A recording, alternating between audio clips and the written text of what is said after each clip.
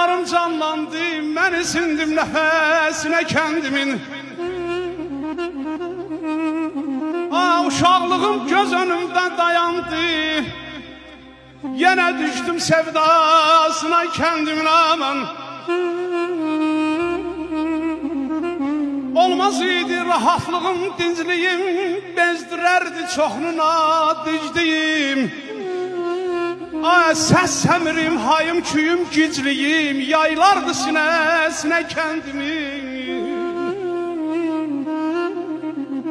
Hərdən durub qarğıya atı minərdim, kənd aşağım, kənd yuxarı sürərdim. Harda görsəm çatıb salam verərdim, əlisinə kəndimin.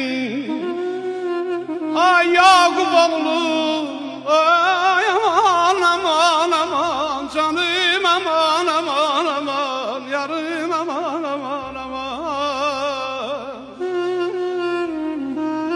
Yaqub oğlu demək ömrün qışıdır, ay yurd insanın öz bəxti öz naxşıdır.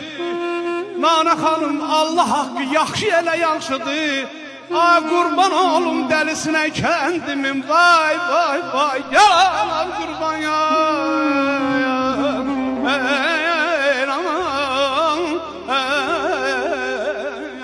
Saz götürün, dastan yazın hüsnünə. Saz götürün, dastan yazın hüsnünə.